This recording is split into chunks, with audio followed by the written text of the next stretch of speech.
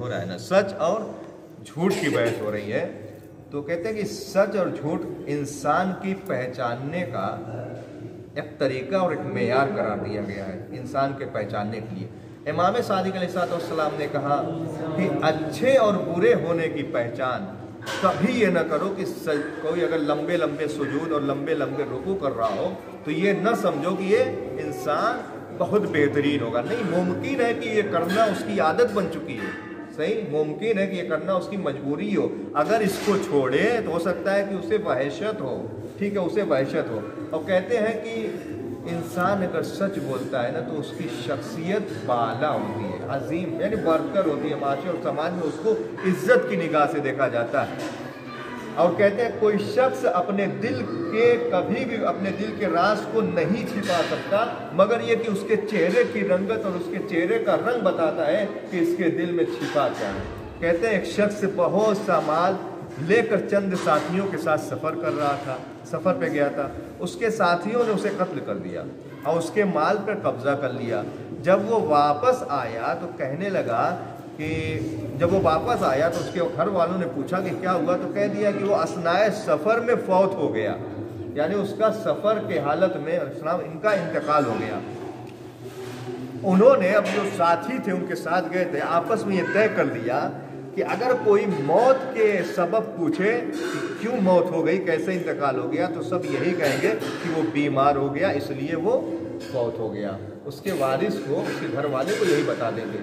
आपस में तय कर लिया। चंद साथी थे, अपने साथियों के साथ सफ़र पे निकले। एक साथी के पास मालो असबाब था, दौलत थी। साथियों ने ये सोचा कि इसको मार के इसके दौलत पे कब्जा कर लें। इसके घर वाले पूछेंगे तो बता देंगे कि बीमारी की वजह से इसका इंतकाल हो गया। ये सब ने तय कर लिया था कि कोई अलग नहीं बताएगा, सब यही कहेगा। अगर आपसे पूछ रहा है क्यों मरे तो कह दीजिएगा बीमार हो गए, उनसे पूछा बीमार, सब यही बताएंगे एक जबान होके कि बीमार हो गया था, फौत हो गया। क्या हुआ कि ये मामला कहाँ पहुँचा, उसके वर्षा जो थे हज़रत इस्लाम की खिदमत में जिक्र किया इस बात को। हज़रत इस्लाम ने जब तफ्तीश करना शुरू किया, ठीक है, छानबीन, तो मालूम ये हुआ, तो मौला ने पूछा कि ये बताओ कि मौत हुई थी कब हुई थी, किस वक्त हुई थी, कहाँ हुई थी, किसने गुस्ल दिया था, ठीक है, किसने कफन पहनाया था, किसने नमाज जनाजा पढ़ाई थी, है? ये जब सारे सवालात तमाम साथियों से पूछा गया, अब तमाम साथियों ने ये तय कर लिया था कि हम तो ये बताएंगे उनके घर वालों को कि बीमार होके मर गए, इंतकाल हो गया, बीमारी सबब बनी इनके फौत की, इंतकाल की। अब मौला ने ये सवाल किया, जब उनके वर्षा से ने ये जिक्र किया, मौला ने उन तमाम साथियों से सवाल किया, तो ये बताइए इंतकाल तो हो गया उनका नमाज जनाजा किसने पढ़ाया? अब कोई कुछ बता रहा है, ये बताइए कि उनकी कब्र कहाँ है, और बता रहा है। तो जैसे जैसे कफन किसने पहनाया, कोई कुछ बता रहा है, क्योंकि ये तय नहीं होया था, ये तय नहीं था कि ये भी सवाल होगा।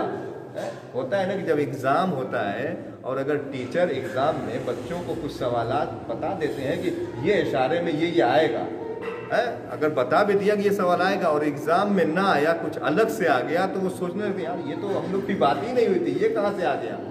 अब दोस्तों ने तो तय कर लिया कि बताना है कि बीमार होकर इंतकाल हुआ है, इधर सवाल हो रहा है कि कफन किसने पहनाया, गुस्ल किसने दिया, जनाजा किसने पढ़ाया, और तमाम और सब के सवालात, सब के जवाबात अलग अलग आ रहे थे।